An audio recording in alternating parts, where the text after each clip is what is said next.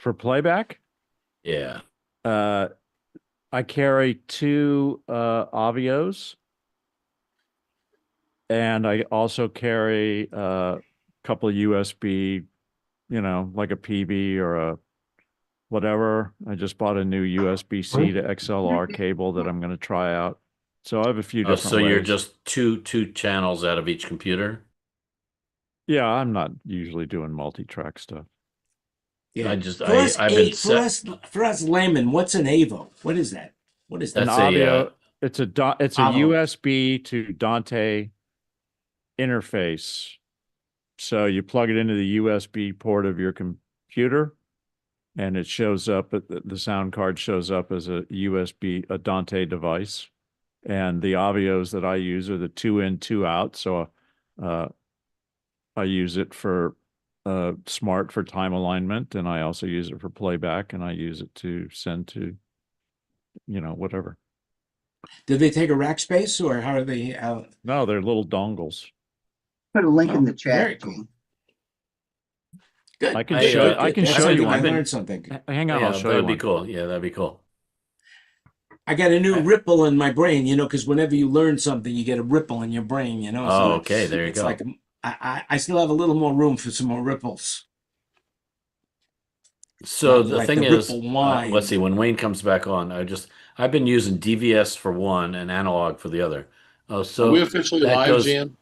Yes. Oh, so that's USB hold to on. basically it has Hold on. a single, Let me pin you. Let me spotlight you for everyone so they could all see it. and that's got Very just cool. primary, no secondary, right? Avios do not are work on the primary side only. So What it's kind of label once maker do you use? I have a that's P-Touch, isn't a it? P touch, yeah. I have a P touch. Very, very So cool. that feels like one step up from DVS.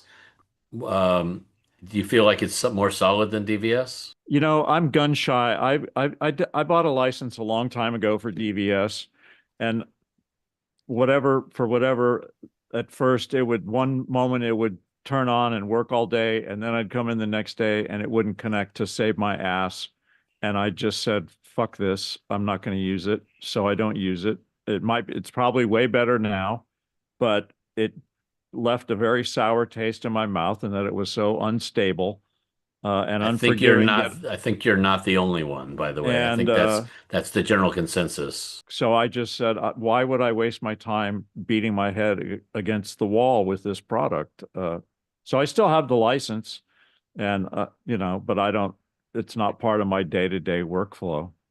Well, what a perfect opportunity for me. I have to interrupt you, Kenny. What a perfect opportunity for me to say to you guys, welcome to Thinking Out Loud with Friends of SoundBroker. Today, everything you hear today is an opinion, so do your own research. And now back to the conversation. Go. So I was going to say that I was recently introduced to the concept of using a RME Digiface Dante. You familiar with that box, Wayne? Uh, I haven't used one, but I'm familiar with it. I Sure. saw that Yeah. conversation, Ken.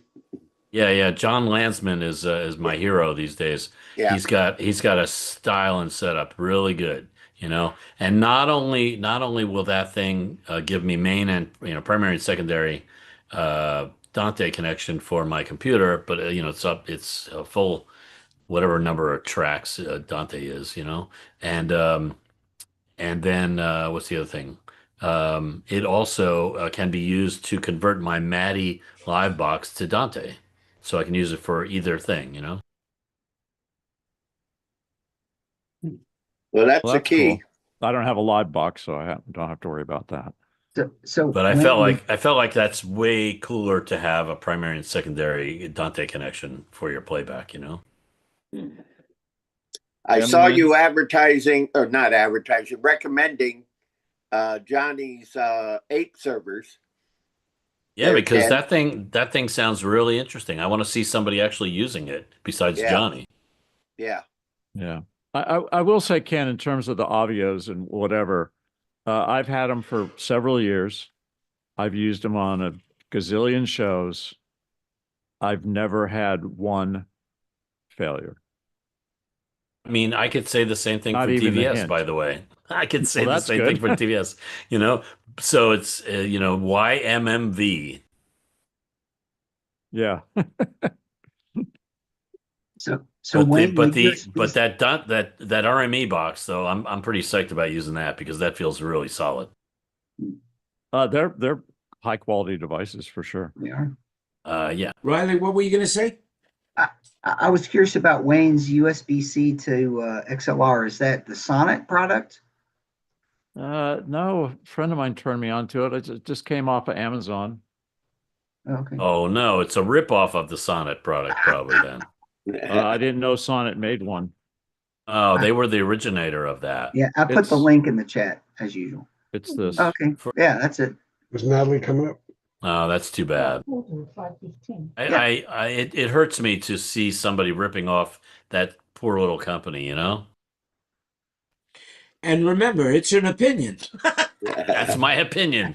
But you know what I'm saying? Like they have this, they came out with the Sound Bullet, which is a tester unit, and it's really nice. And the guy that invented it is a really sharp young audio engineer, and I'm really impressed by his ability to bring that to market. And then somebody decided they were going to copy it, and so they copy it and sell it for less. And I Right. guess the same thing is true with his USB-C SoundWire, you know? Yeah, well, I put the original link in the chat. Yeah, I was just looking at it. I was not. I don't think I was aware of the Sonic version of this. I'll try to throw darn. those links into the YouTube channel as well, so you could see it on YouTube. Somebody else Yeah, could throw because- it up on the Facebook. Because channel. it's like somebody ripping off that idea, and it makes me feel bad for the originator of that idea. And Well, look, I have a feeling the anything that's worth originator has having the is best worth quality. copying. Did you ever Yeah, own any I mean, piece the whole of idea Behringer is you gear? want to be the first. Oh, I have plenty of Behringer gear, but Okay, well. I frown on it. I frown on Yeah. it, and I cringe every time I turn it on. You know what I mean? Because it's really uncomfortable. Well, you've come a long way, basically now, you're at you are one of our senior statesmen here in our industry, If you say so. Yeah, okay. On that note, see ya. Oh, is that it? Senior statement? And he just left. All right. Well, we got him longer than we thought. I didn't get a chance to tell him. Actually, I told him offline. So I'll keep reminding you guys. But as you know, by the way, we've got a guest that's never been in the room. We have Dwayne Sheets, the Can you hear father me? of Devin Sheets. There you go. Look at that. Are Hey, you- buddy. Good to Are see you you. able to hear me? Yes. Yes. We hear you. Okay. Well, I was doing some paperwork here, so I thought, well, maybe I'll just kind of listen in. For your information, quickly, that Yamaha program is for basically DM7 or Rivage consoles only, and you can basically give them the serial number of a CL, a QL, an LS9, or an M7CL. Those are the qualifying consoles, and you'll get on the DM7 you'll get $2,500, and depending upon which Rivage, you can get up to $5,000 on that. You get it back as a Visa card. So it just functions like cash. You can just go out and buy it, whatever you want, pay for your groceries or whatever with that. But that's the program. The thing is, it ends, you must have the console in your possession by March 6th. And you must submit your request by March 20th. So that's what that program is. Was it March? Well, was it February 20th or March? Because if it was March 20th, It's that's March. after it had to ship. Well, no, you have to actually have be in possession of the console, the new console, by March 6th, and then submit your request for the rebate by March 20th. Right. Uh, Okay, makes sense. And one thing I will say is that it's only good for one. So in other words, I have a friend who has three LS9s, but they'll only give him credit for one. Unless he buys multiple consoles. That's exactly correct. If So, he buys multiple I consoles. have a DM7C, if anybody's interested. A new one, obviously in a box. We're dealers. So if you are all interested in that, obviously I'd make it very aggressive pricing to my good friends here on this podcast. So, Well, there's more but than that- good friends listening in. More than good friends. right. We've got a Well, lot of that way listeners. you would get, if you have any of those consoles or even have a friend, they're not, basically you just give them take a picture of the serial number. That's all you need to do and submit that. So that's, like on a DM7C, that's $2,500 off of whatever price you get on it, which is very aggressive for Yamaha. Yeah. Right. I've been a They're Yamaha not dealer for known 30 for years. doing that. Yeah, I mean, I've been a dealer for 30 years, and that's a pretty aggressive program. So, if Well, the anybody- DM7 is really popular right now, but Allen and Heath seems to be stealing the spotlight on the lower end price consoles, and then of Wow. course you got Digico on the higher end consoles. I mean, I don't even hear of anybody buying an S6L anymore, or I mean, I don't. I used to sell a lot of them, and haven't sold one in a while. As a So, matter of fact, of course, it's an opinion. Claire used gear has a SXL 32D 192 with a stage 64 for less than 50,000. Is that in Lidditz or Nashville? Well, you just go to Claire Global /used. There's a URL for it. There was a Facebook post on it. Gregory, Well, thanks for bringing that up, Greg. I appreciate you bringing up the competition while you're on the show with me. I love it, SoundBroker. But I'll tell you, everybody's in the business now. Everybody's selling used gear. I can't believe it. Do you have an S6L for sale?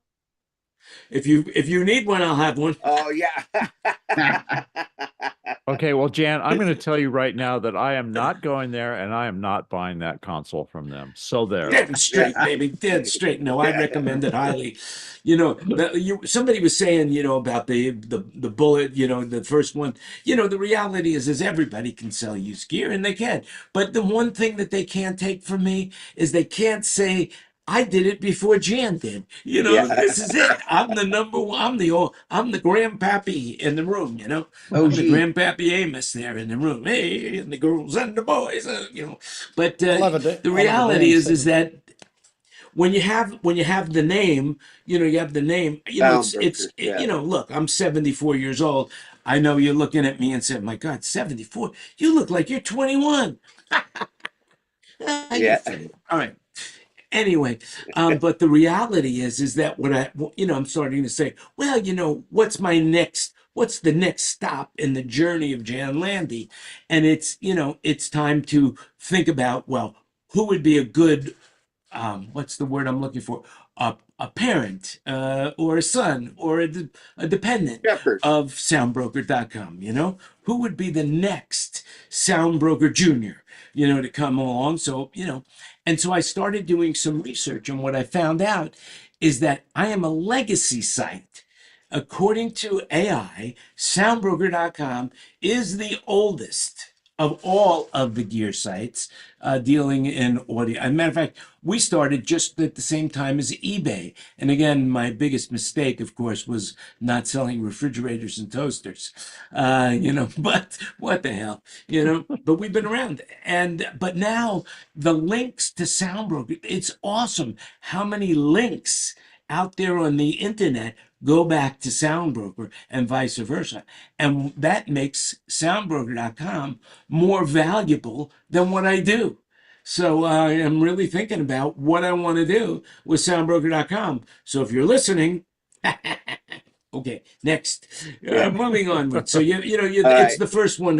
Who's ever the first is usually the one.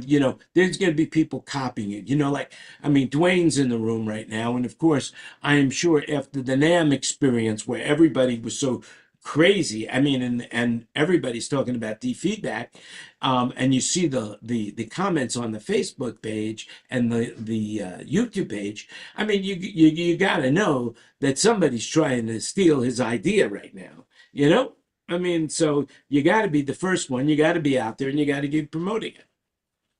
Yeah, we've been kind of surprised that there hasn't been something that has come out.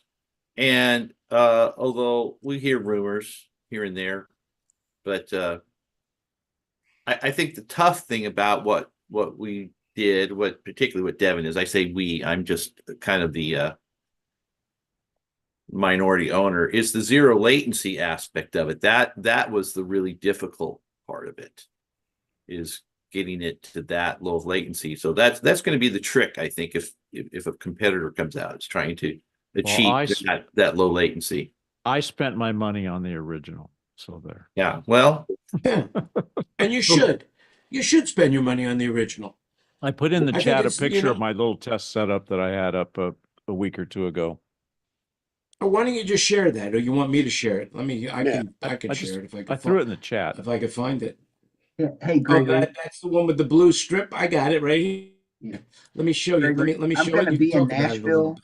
on Tuesday and Wednesday.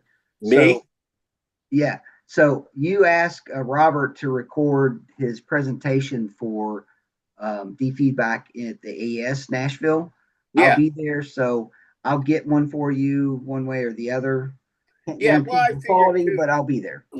Yeah, that was just a hint for a topic for him for a back lounge thing afterwards, for the week afterwards. The setup, the lab.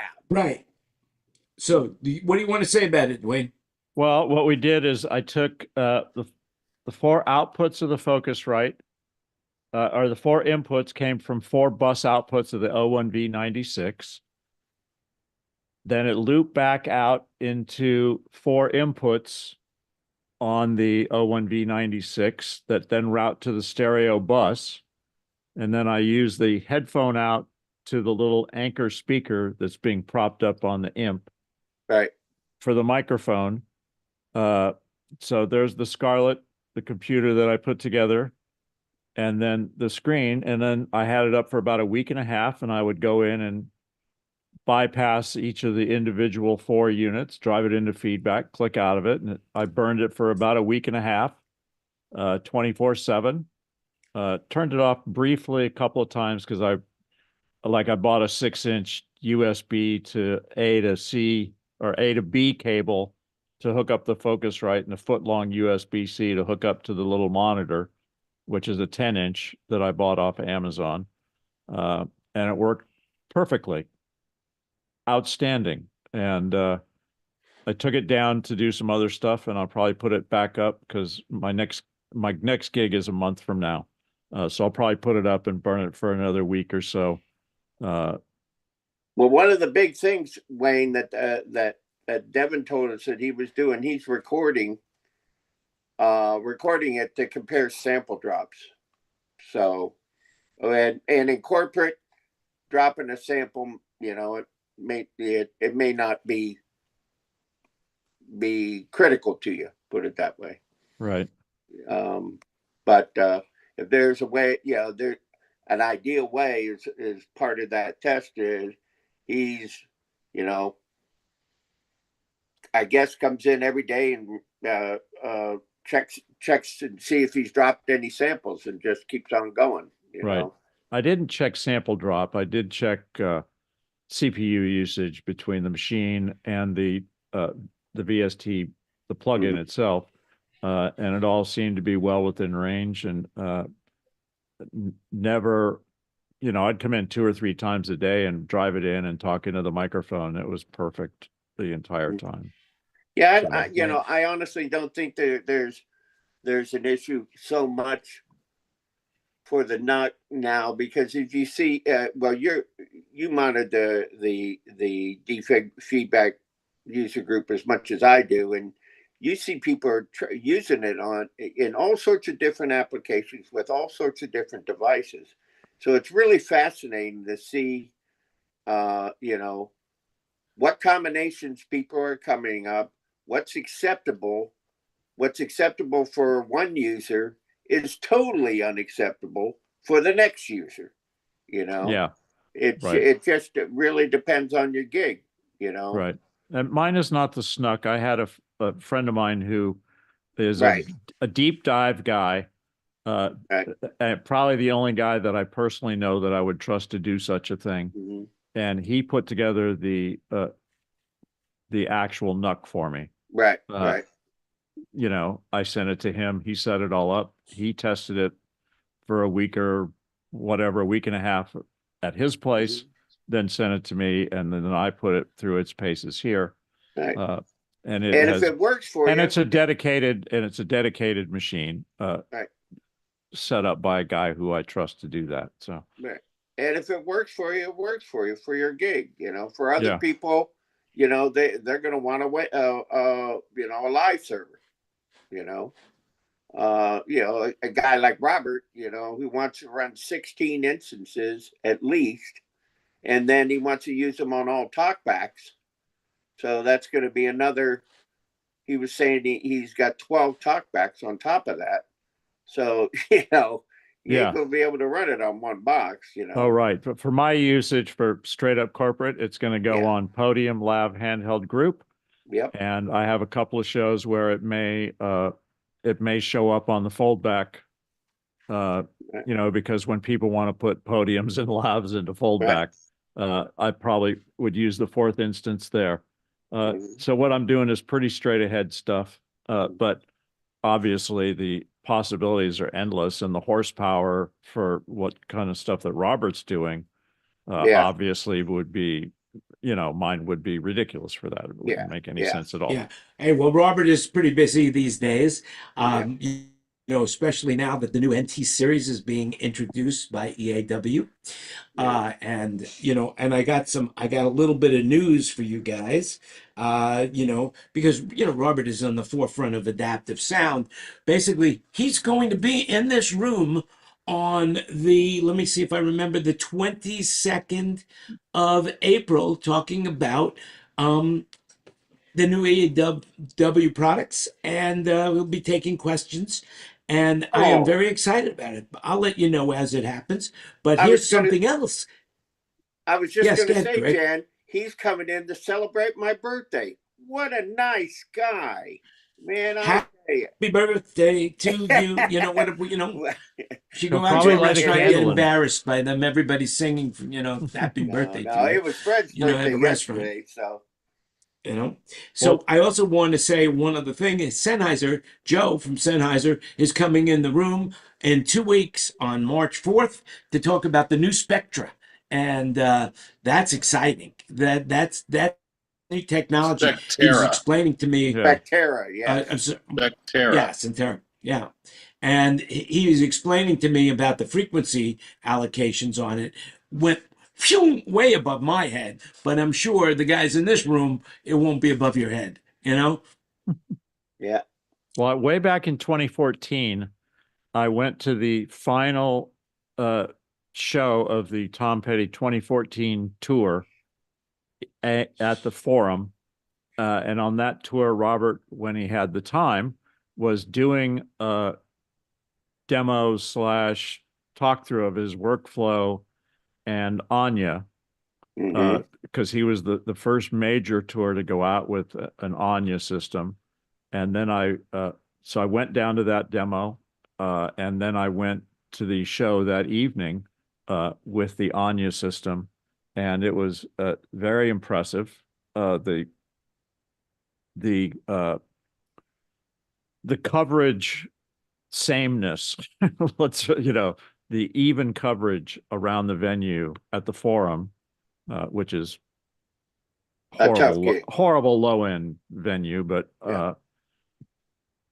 it was very impressive. So, kudos to him, because he was one of the first. And it was pretty funny when they were doing stadiums on that tour. It was like, well, what if you need more boxes? And he's like, well, this is all the boxes that there are. I think it was 48 at the time, but it was very impressive to go see that demo and, The adaptive stuff is really cool. Yeah, Kenton was there that day, and Pat Baltzall was there that day, and Sam Burkow was there that day. So there was an impressive roster of attendees. I wonder if you and I were both there the same day, because I was there too.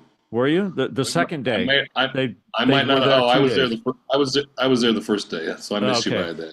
I was there the second day.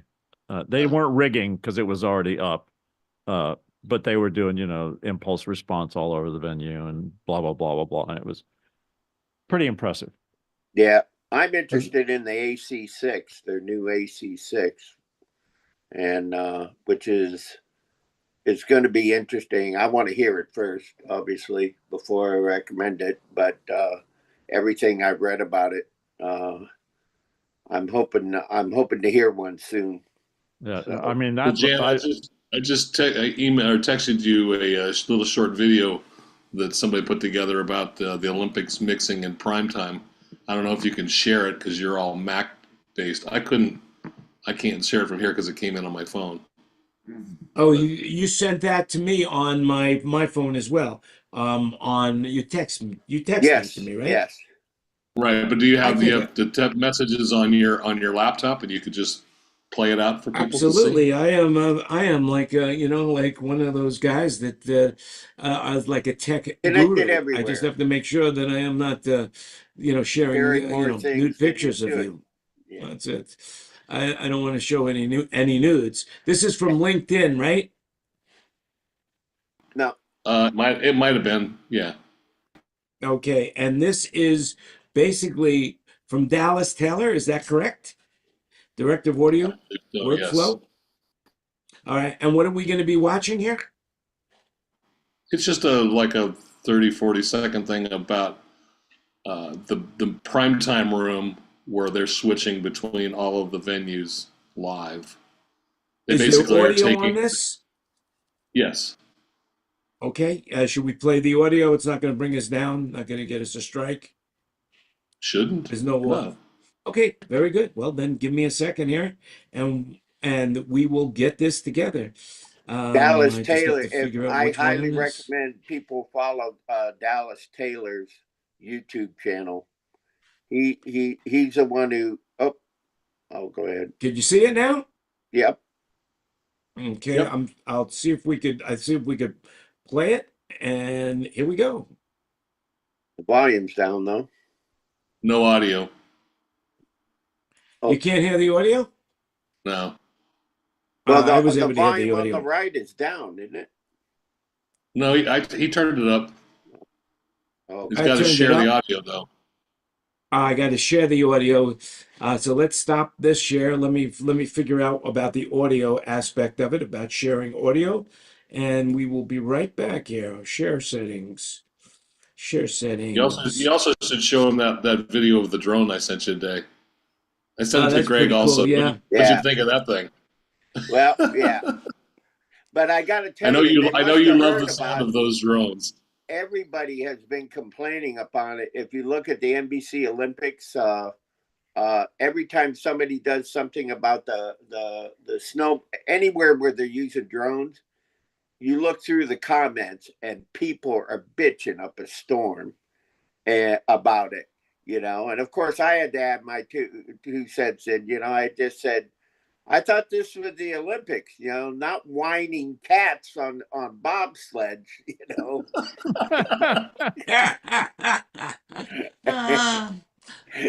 And they must have heard us, because now I can hear they're using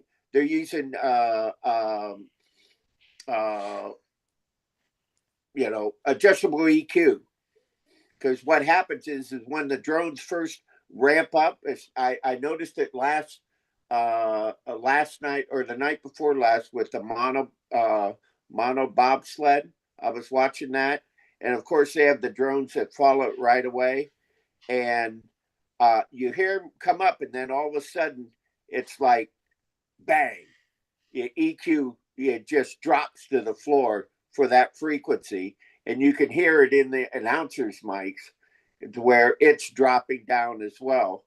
so somebody has heard about it and figured out a patch way around it. I suggested, there should be an Olympic special version, just trained for those drones and sell it to OBS of D-feedback. Just call it D-drone back. The drone bag, I love it.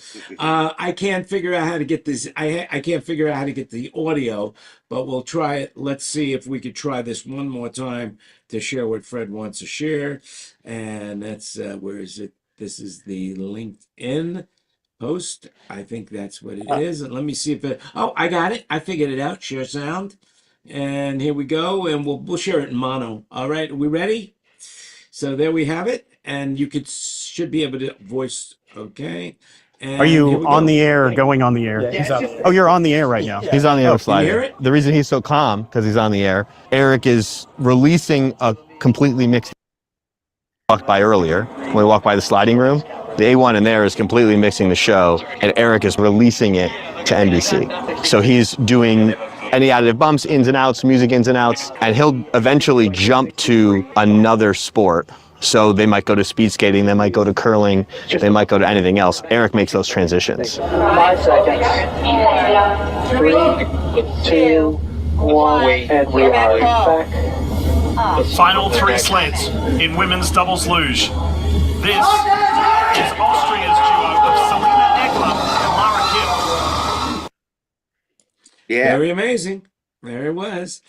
And You now, can hear those damn drums. so did you guys hear the sound too? Oh yeah, you hear Yeah. that drone right there. Now, Well, I tell you what, there's another video that Fred sent me. Let's see if I can find that. And this is where you think there's mosquitoes in the room. It's so loud with the drone noise. Well, it was right outside my door. I heard it coming today. I was sitting in my chair, and I heard it coming down the hall, so I whipped out my camera and shot it while it was doing its thing. And I sent it to Jan. And you sent it to me via, how did you send it? Text. This But one. no, it's Messenger. It should be Messenger. All right, well, you're making it more difficult for me. A lot of work here for me, here, figuring all this out. Messenger. You can handle it. Talk Jan. amongst I know you yourselves can while handle I'm it. working on this, all right? Talk amongst yourselves. That's it. Talk amongst yourselves. That's it. All right. So, that's Wayne, what I'm I was doing. looking up. 299 show, Jan. Come on, you can do it. I can do it. It basically, Messenger is no longer available. You got to go to the web to get this. So let's see. It's not true. I have a Messenger app on my phone. No, I'm talking about on my computer. Okay. It's not on the Macs anymore? Well, it's No, on the evidently I just website. clicked on it. I don't think you sent it to me that on Messenger. I got it on Messenger, but Meet the Universal employees putting on the biggest show. Is that it? No. It was. I sent it that's to you not- via text. It was on. Oh, it it's an was text. iPhone Oh, okay. text message. Oh, text. Okay, well there you go. Now we're talking. Now I can figure it out. Just like this one I sent you today. I thought I sent it to you and Greg. Yeah, you did. I remember watching it, and I was talking to you about it, saying that it's amazing the control that this guy had in. Maybe it came to you on WhatsApp. controlling It the- might have come to you on WhatsApp because I clicked on your name, but I think I saw that it sent it to you on WhatsApp because it thought that I'll you were check. entitled. Well, we'll see in a second. I'll check WhatsApp too. Jan, Yep, you did. It was Jan, WhatsApp. Go to the door and retrieve the carrier pigeon. And you will. Okay, here we go. We got this. information. It was We delivered got by this drone. now. It was delivered by drone, baby. This is pretty amazing. One of the things that I would say, okay, here we go. I'm going to share this. And it looks like desktop 1. If I share any nudes, let me know. We'll shut it off real quick. I'm only joking. Okay, maybe not. And here we He's go. only serious. I think you should be able to see that now. And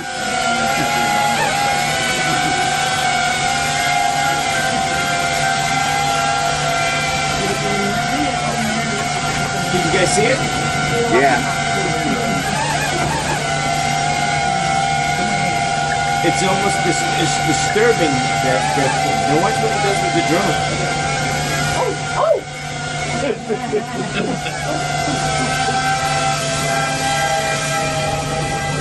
How the hell he can do that?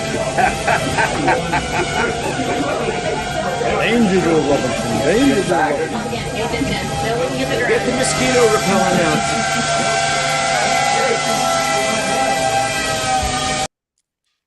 There you go. There That you sounds have it. noisy. Is that distracting when that comes in your audio room? That was, you think? Oh my God. I So think that was somebody making a you got to point, live right, with that. Fred? Hang on, I got my internet and the hotel went down, so I'm on my phone now. I got to shut this app off. Hold on. Yeah. Quit. Whistle. Leave that one. There we go. Right, the echo. There we go. All right, I'm on my phone now. Internet here Yeah, very sucks. cool. It's a good picture. So you have to live with that. What is this? A guy like? I mean, is he turning on the drones just for you to listen to every day, just to make sure your ears are a little wobbly when you're trying to do the audio mix? No. They were shooting the all those pods on the other side of the aisle. There are the Gold Zone. There's four edit bays in there, and they were shooting something for Gold Zone. So I heard, like I said, I heard it coming. So I opened my door and just whipped my camera up and shot it. It was really noisy, and it almost got that girl. Did you hear her? She was like, Yeah. "Oh, the thing came down really low." I mean, it's a wonderful idea, and I'm sure it gives the producers some great shots to choose from. They just forgot about the audio portion of it. You know, they didn't have a solution. So I hope A lot of it's people better are for LA. loving the footage though. The footage, especially in the luge. Oh my God, that thing's going almost 90 miles an hour, and it's Yeah. following right behind him. And there's no tracking. That guy's flying that thing live. Yeah, he has goggles on. Just Yeah. Well, Yeah. you know, they I'm sure somebody said the cost benefit ratio is worth it to deal with the annoyance to see the shot, you know. Correct. But They're trying something new. I mean, they've never done this before. You know, Yeah. when you're getting basically a world feed. Nothing. NBC isn't producing any of this stuff. They've been, Right. the Olympic broadcaster is putting all this stuff out. They're just world feeds, and they're just supplementing it with a couple of cameras. Right. So I'm suggesting to the Sheets family that you investigate de-drone. De-drone. Yeah. You're next. I know. Either that or come up with a silent drone. Yeah. Well, that would be tough. Yeah. Well, yeah. Actually, I had a discussion with Devin on that privately. Said, hey, it may be just one customer, OBS, but it will be thousands of instances. So it would have to have a special pricing fee, a license fee. But sure, I mean, I'm sure there's plenty of sources of drone noise that you can get for a training set, and then it'd be interesting. They got 2 years to figure that out. So Well, they'll figure it out eventually. I mean, drone technology right now is moving along at a very fast next speed. I mean, really quick. Yeah, and but more and more regulations are taking place against drones. Like where I will be in Thailand, I can't have a drone because of the king's palace being there. And even though the king's not there anymore, we're not allowed to have drones. In Bhutan, you can't have drones. The nation just decided if you want a drone, you're going to have to come to the government, and then we will be there and bring your checkbook. But one thing Insta360 did for the X5 camera is they came out with a 10-foot pole, a 10-foot selfie stick, and basically you can get the drone shots from this 10-foot pole. It's pretty cool. If you see some of my footage, you'll think I'm flying a drone, but I'm not. It's a 10-foot pole. And are you happy to see me? Yeah. Well, you can't go to Disney with a selfie stick. No, they wouldn't. You can't go with anything that expands, but you can go with the tripod. Yeah. So in other words, if you put it on the ground, you could bring it. So Yeah. I actually brought a tripod stand Yeah. to put the camera on to give me a little bit of distance from my hand. And Yeah. actually, that footage came out really good, except the problem with taking 360 video is you have to edit it, and it takes time to edit it. So now you shoot it in real time. Now you've got to edit it in real time. So now you're spending all of this time that, to put out a video. So you have to watch it so many times. It's too much for me. So nobody's get to see I've got all this 3D video that's beautiful, but nobody's ever going to get to see it because I have no time to edit it. Each bow to edit. Yeah, well, yeah, that would be great. But they do have IO editing, but AI editing, but AI just doesn't do it. It just doesn't capture the meaning. Some of it's really good, but not all of it is good. Like, for example, I switched over to Gemini and instead of Perplexity. So because Gemini has access to my email, and it goes through my email, and then it gives me a summary of the email that I got in over the night and what to do with it. And it's always wrong. It's always wrong. It's never right. Maybe of the 10 or 12 things it says I need to do from the emails that I've got, maybe one or two of them are correct, but it's just not there yet. Just not there. Yeah, but let me see.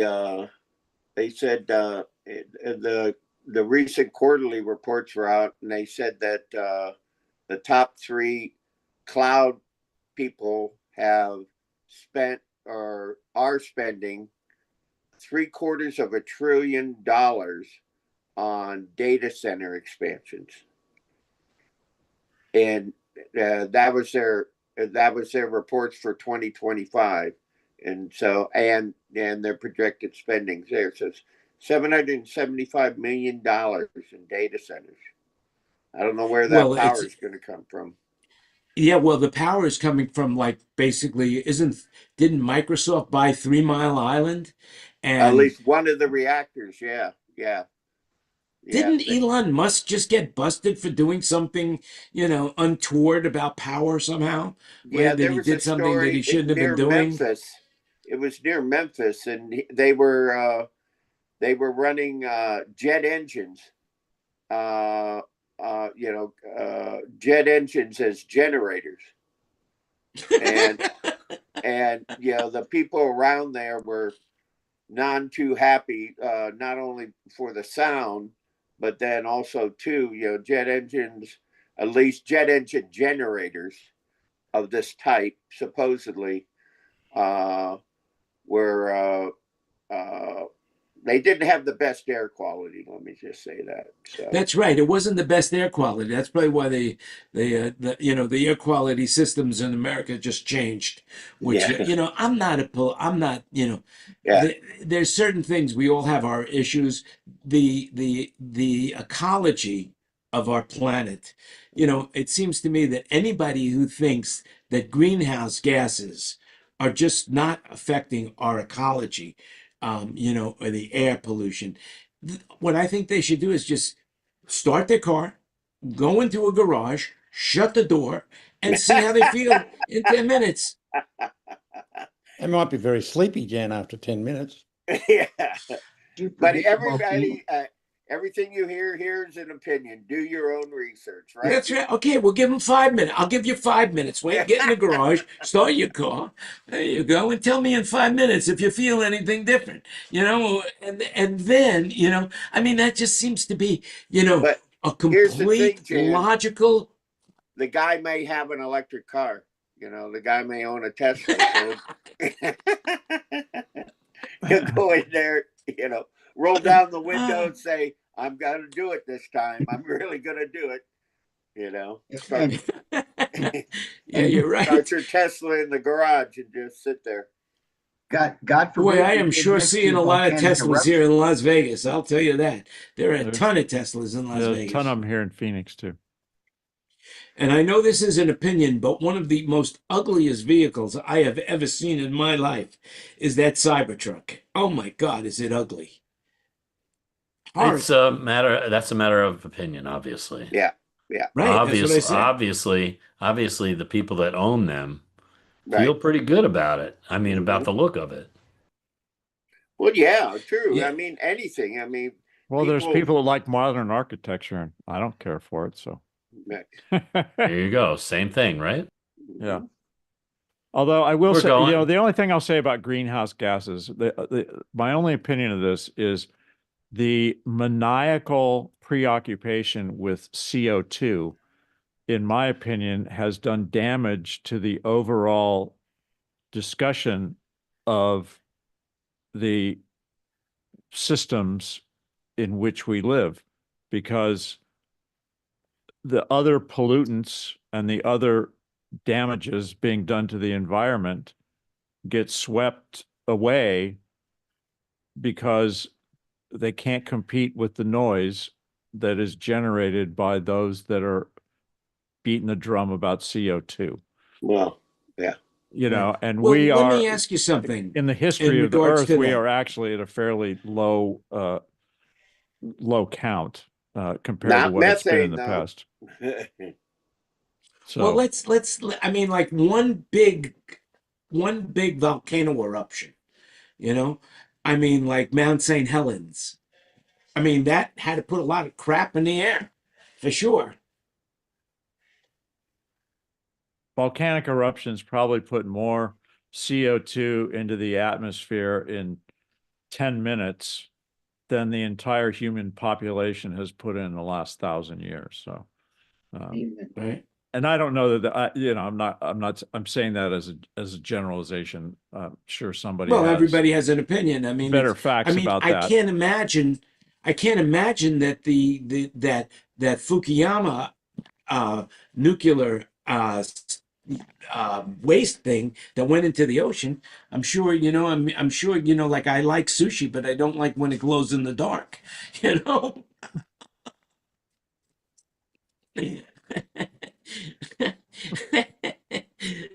want to have the lights on when I eat, that kind of stuff. But it is, but it is something. What made me think? What made me say it? What were we talking about? I better take my melatonin. That's it, or whatever. Ken, what were you going to say when you came back on? You said sorry, Wayne. I looked remember. up. You said Wayne. I looked up. Oh yeah, I looked up those USB-C to XLR cables. They are extremely inexpensive, right? What did you pay? $15 or something for that? Something like that, yeah. That's crazy. I wonder how good it is.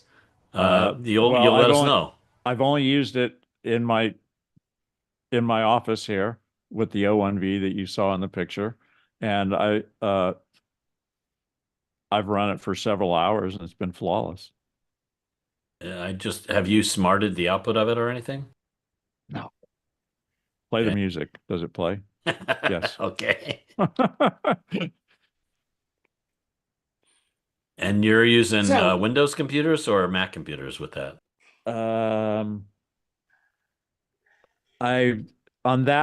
The computer I've used, I have two different Windows computers that I've hooked it up to, and it's been fine.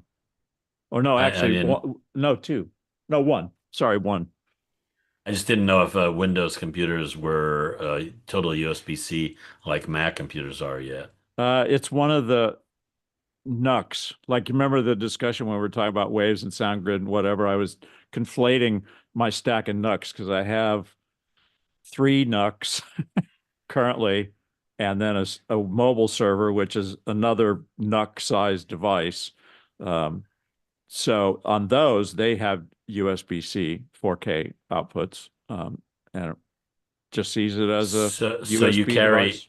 you carry a keyboard and a screen as opposed to carrying. I mean, some people use laptops so that you have the keyboard and the screen built into the computer. But with those NUCs, you have to have a screen and a keyboard separately, right? Yeah, well, my road kit is an old MacBook Pro that's basically a Spotify or QLab machine. I don't use QLab very much, and I certainly only use it to the barest minimum, but I use it for that and Spotify. Then I have a dedicated Windows laptop that's my primary playback device. So that's a laptop. Then I have a NUC that is a backup playback device and does all the business stuff, that I'm doing at any given moment when I'm out. Then I have another one that is the Waves controller computer with the 2 instances, right? SoundGrid and Performer. And then now the new one for D-feedback, and then the mobile server. And so for the 2 that I need screens for, I actually bought those dual screen things where it's 2 screens, but it's 1 unit. So Yeah, you I haven't hook up seen to that. Okay. I'll shoot a link. I'll put a link in the Sure, chat in a cool. second. But with a USB-C cable, you can basically have an extended desktop in 1 unit. So it's when you pretty cool. So I have 2 of when those. you travel, do you bring those with you? Yes. You carry that on the plane? Yes. And are you worried now about weight and dimension restrictions that the airlines are now putting in place? Well, I have 2 Pelicans. I have a larger Pelican that I check, and I'm about to figure out how to repack it to include the D-feedback, and what am I going to have to not carry to keep it 50 pounds. And then all the computers themselves and the screens are in a Pelican Air, the check-on size, so that the computers I carry with me I carry them onto the plane, and they're in a Pelican Air. What is it? A 1535, I think. The check-on size. Yeah. Yes. Yeah. So, yeah, I've been sitting here looking at the big Pelican and thinking, what the heck am I going to take out to keep it at 50 pounds and still have the focus right and the whatever? Because nobody's shipping my shit for me. I have to carry it with me. Let me leave you with this thought, Wayne. Media bags. Yeah. What those are? Oh, yeah, where I can go to 70 pounds. You can go to 100 pounds. Yeah. I'm gonna have to look into that. All you have to do Kenny, is tell me about that. I don't know anything about media bags. I've heard of this Well, before. if you're a member of the media and you're carrying equipment, and you can check like 10 pieces or something, and they can be up to like 100 pounds each or something like that. I'm not really sure, to be honest with, because I haven't done it. But my son is the master of schemes. So he said, yeah, you should be able to find an airline. Most airlines will take up to 100 pounds, and they'll do lots of bags. All you have to have is a press pass. So you fabricate the, Pierce Media badge, and like he did, and then you have your bags. Your bags each have a media, tag on them that says this is a media bag, and basically make make it look like you're a camera crew doing a media event, and as long as you're doing that, you can check your bags that way. And the one thing is the you have to go to the full service counter. You can't, check your own bag, that kind of stuff. Well, You And know they we're don't live, check to see Ken, right? your media No, credentials. I'm not. It's I would not. think It's that not. they would. It's not anything that anybody doesn't know. I mean, they know that people are getting away with it. yeah, no, I've heard You about know what I this. mean? I'm So sure that's only domestic too. International, I would love to be able to do that. That would really solve a lot of problems for me. But I think yeah, that's yeah. probably just You have to domestic. check. Well, check. You know what? As you say, check with your airlines because your mileage may vary. But he said, but it's pretty consistent that you can basically check up to 10 bags at up to 100 pounds each. Of course, it may cost for that, but Right. it's just like checking any bag that it costs. It may cost a little more, but the point is you get more weight allowance. And he said that some airports have limited weight allowances because of the local unions for Right. the baggage handlers. So, Yeah. you know, be respectful of that at each place and check in advance what the policy of the airlines is for media bags. I've heard of Media that, and bags I've are where never it's at. looked into it seriously, but maybe I should. But I So would is that think that might be worth media it. bags could be anybody. Now that so many people are doing social media, a media bag would Exactly. probably fit into anything. All you'd Exactly. have to do I is mean, say it's Wayne, media equipment. what Wayne is doing is more media than a lot of other people, that's for sure. So is Especially if he that how has a you're going press to ship bridge. your live server? Is that how you're going to ship your live server, Ken, when you come to I'm Tampa? No, actually, my live server will be in the semi with all the gear, but that's what John Landsman is doing. He's because his media, I mean his live box with all the stuff and with his case and everything, it's like just over 70 pounds. And I said, media bags, man. And he was like, oh yeah, media bags. I'll have to look into that. And oh, coincidentally, that's the one that was his company pictured. name, That was yeah, that was a good, that's a cool setup, right? nice rack. But Yeah. his company name is something something media, so that works out well for him, you know. Right, right. Not all airlines, I'm looking at AI, not all airlines have media bag rates, but you do Right. pay for it. It's not a free, it's not No, like it's a not free free. No, service. You no, have but to it pay for it allows in you the more bags. weight. It allows you more weight. That's Yeah. all, and more bags, I think, at a reasonable rate. Yes. Yeah. I mean, what I've done now is, you know, Ken, I'm semi-retired, so I'm going out that often. But if I'm coming to Southern California, I just drive now instead of flying. That way I can have my car. I take all my shit. That's you know, like somebody told me I'm doing a gig in Phoenix. I said I'll be driving. yeah, but I am going to New York in April for the auto show, so I'll have to figure that out. But you know, Yeah, if you want your whole kit, yeah, right. well, I could probably get rid of some of the adapters and some of that stuff. I haven't seriously like thrown everything on the floor in my office and gone through it, but it's on the schedule coming up pretty soon. Yeah, if I ever had to take my larger Pelican by air, I'd be hosed because it's very heavy and full Yeah. of crap. All right. I want to add something in here to get your son off the hook here completely, because Okay, go ahead. basically here's what it says. It's first of all, it's not universal, but you have to be either a representative of a TV network, a film or production company, or news or media organization traveling with production equipment. You must show credentials of either a press pass or a government ID, and you might have to show a business card that says that you're in the media. You know, Well, that's easy enough. so it's That's also easily done. Yeah, I production. mean, So that would be easily done for everybody. You know. right. Not like it's a scam or anything. It's just using the system that's available for you because it's available for exactly what we're doing. I mean, after all, Yeah. all of Wayne's gigs are marketing events, are they not? Yeah. Well, Well, they're production gigs. Everyone's a production. Right. And So but that would that's not fit like into he's that not would like he's fit doing a into. rock he's not doing a rock concert where people are paying with tickets. It's a marketing event, so it qualifies for media. Yeah.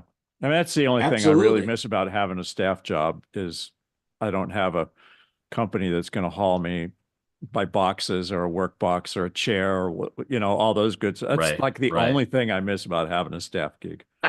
Yeah, right. Yeah, the chair thing, man, is a big thing. It's a chair thing is a really big thing. If you're traveling around, you want to have your good work chair with you. More important every year. Trust me. Yes. Right. Got to have a good. Kenny, you found the special chair. Isn't there a company that makes chairs just for touring? It's There's not a few of them. It's the stealth chair is the chair, man. That's the SI. That's the good one. Yeah. Or Yeah, my friend here that lives in Scottsdale has Cozy Roadie. Now that is even better because it collapses into a small case, into a Pelican case, if I'm not mistaken. Well, it's right? it's like a big kick drum case basically that it goes into. It's not tiny. It's pretty good size. But it's bearable for you could check it as luggage, right? Certainly put it on a truck easier than you can put my chair case on a truck. Yeah, probably. I mean, back when I was at the Q, we used to haul our drafting chairs around in old podium cases. Right. But we didn't care. We just put it on the order and it showed up when the truck showed up. I didn't care. Right. Well, there you have it. There you have it. Well, we've had a phenomenal time here today. Just remember, everything you heard today is an opinion, so do your own research. This was our 299th consecutive get-together. And those that are not good with math, I will share this with you. Next week, +1, will be our 300th consecutive show. That is pretty much amazing. And I want to thank everybody for watching and for being part of it. And, all the opinions, I love them all. Even the ones I don't love, or even the ones I don't like, I still love. There you have Here, it. I'm gonna Kenny, what are you showing? What are you showing, Kenny? I'm gonna. That's the Cozy Roadie website, which shows the SKB series that takes their chair. It's not that big a case, really. It's very cool. Yeah. Very, very cool. Wayne Sims, how many of those chairs do you happen to have in your road case right now? None. None. There you go. Anyway, we're going to stay in the room. Remember, you make it happen. Thanks for watching. We got a lot of things coming up, so spread the word that we're going to have, people in the room from manufacturers that are going to be sharing their products, and you're going to be able to ask questions, and you're going to get answers right from the horse's mouth. So that'll be great. So until then, let me just do this. Let's put it in the gallery. Everybody could wave goodbye. And there we go. And we're going to go off the air. And thanks for watching. Have a great week, everybody. See you next Wednesday. Be safe, be safe, be safe, be safe, and be happy. All right.